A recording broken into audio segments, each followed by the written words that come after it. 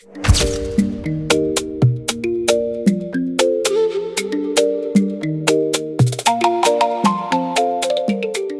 raconter toute une société simplement en observant son voisin, parfois derrière la clôture d'une maison, derrière une villa ou une réussite qui attire les regards, se cachent des histoires de pouvoir, d'envie, d'admiration et de contradictions humaines.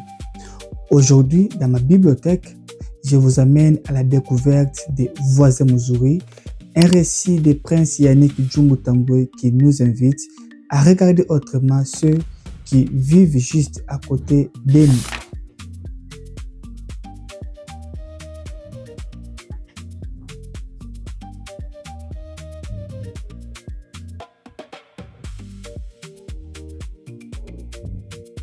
Prince Yannick Djumbo Tambwe est une voix de la littérature congolaise contemporaine.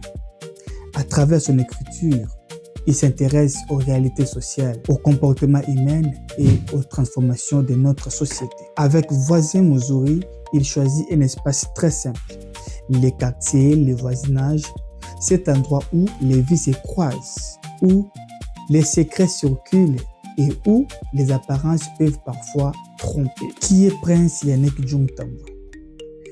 Prince Yannick Djumbo Tambwe est né à Kinshasa. Il quitte le pays à l'âge de 17 ans pour grandir et s'établir en Belgique. Il est titulaire d'un master en journalisme et en communication de l'UCN Belgique. Manager culturel, il se donne à l'organisation des événements littéraires et culturels. En résumé, à Kinshasa, l'expression Voisin Muzuri ne désigne pas seulement un bon voisin, elle évoque plutôt un nouveau riche souvent venu de l'est du pays qui rachète des parcelles dans des quartiers populaires pour y faire construire des villas ou des immeubles. Depuis leur terrasse, ces voisins voient tout et deviennent eux-mêmes l'objet de tous les regards. Pourquoi certains voisins deviennent-ils des modèles? Pourquoi d'autres deviennent-ils des sujets de jalousie, des critiques ou de méfiance? À travers cette histoire, l'auteur ne raconte pas seulement l'individu.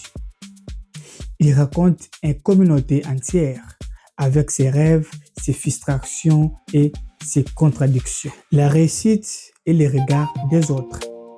Dans beaucoup de sociétés, la réussite ne reste jamais une affaire privée. Elle devient un spectacle.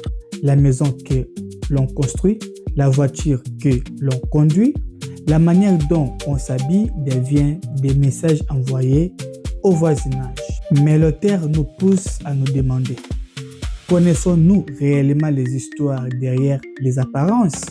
Les récits montrent aussi comment les différences économiques peuvent créer une distance entre les personnes. Les voisins peuvent être admirés, mais il peut aussi devenir un symbole des inégalités qui existent dans une communauté.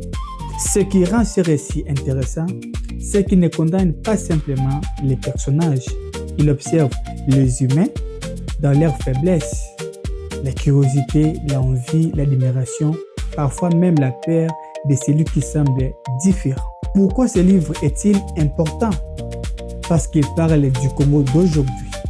Il montre comment l'argent transforme les quartiers, comment les inégalités modifient les relations humaines, comment la réussite peut susciter autant d'admiration que la méfiance. Ce que j'aime dans Voisin Muzuri, c'est cette capacité à partir d'une situation quotidienne pour poser une question universelle. Comment regardons-nous les autres? Un voisin n'est jamais seulement la personne qui habite à côté de nous. Il est parfois un miroir. Il relève nos propres ambitions, nos frustrations et notre manière de comprendre le monde. La grande force de ces récits est de transformer un simple voisinage en laboratoire de l'âme humaine. Ce que les écrivains peuvent apprendre, Prince Yannick nous montre qu'il n'est pas nécessaire d'inventer des histoires extraordinaires pour écrire une œuvre marquante. Il suffit parfois d'observer son quartier. Un grand écrivain sait voir ce que les autres considèrent comme ordinaire. À qui je recommande ce livre? à ceux qui aiment les récits ancrés dans le quotidien, à ceux qui veulent découvrir une autre image de Kinshasa, à ceux qui s'intéressent aux imitations sociales de l'Afrique contemporaine. En conclusion, Voisin Muzuri est un récit qui nous rappelle une chose essentielle. Derrière chaque porte fermée existe une histoire que nous ignorons. Avant de juger celui qui vit à côté de nous, il faudrait peut-être comprendre et connaître son parcours. C'est la puissance de la littérature. Elle nous apprend à regarder autrement les personnes que nous croisons chaque jour. Alors, je vous invite à découvrir Voisin Muzuri de Prince Yannick, un récit qui commence dans un quartier mais qui parle finalement de nous tous. Le grand roman ne nous donne pas de réponses. Il nous oblige à vivre avec de meilleures questions. Et celui-ci en fait partie.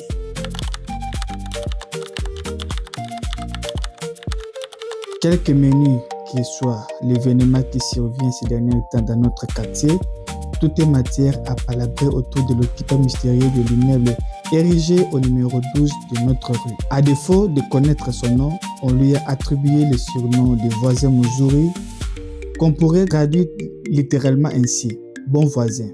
Cependant, dans cette ville où les gens parlent plutôt le lingala, il faut toujours se méfier des expressions étrangères dont ils truffent régulièrement leurs propos. Un voisin Muzuri, c'est d'abord un parvenu, un nouveau riche, généralement en province de l'Est du pays. Ne pouvant plus se cacher dans les quartiers huppés de Makampane, Gombe ou Rigini où traditionnellement venait se nicher la bourgeoisie tant que politique qu'affairiste du pays, ces nouveaux prédateurs rachètent toutes les parcelles qu'ils trouvent dans les cités populaires et les transforment à coups de dollars à châteaux et à buildings de rêve. Grâce à la position surélevée de leurs habitations en étage, certains peuvent contempler sa peine de l'air belvédère, tout ce qui se passe chez les voisins moins fortunés, d'où l'étiquette de Muzuri dont on les affuble. Il a fallu moins de 3 mois à notre mystérieux voisin pour ériger l'immeuble imposant qui suscite tant des interrogations. C'est une entreprise qui avait effectué tous les travaux. Un bon matin, nous avons tous découvert que nous avions de nouveaux voisins dans la rue. Personne, cependant, n'était parvenu jusque-là à mettre un visage ou un nom au propriétaire de la résidence. Pendant la semaine, une grosse Mercedes aux vitres fumées sortait le matin et revenait l'après-midi. Les portails restaient imperturbablement fermés. Voilà de quoi exciter la curiosité de nos concitoyens. Certains ont tout fait pour approcher les majordomes ou la jeune femme métisse, surnommée la ménagère, qui est aussi demeurée cloîtrée dans la résidence. De temps à temps, l'un ou l'autre partait le matin avec le patron et, s'ils ne revenaient pas ensemble, rentrait dans un taxi loué avec des paquets des achats effectués en ville.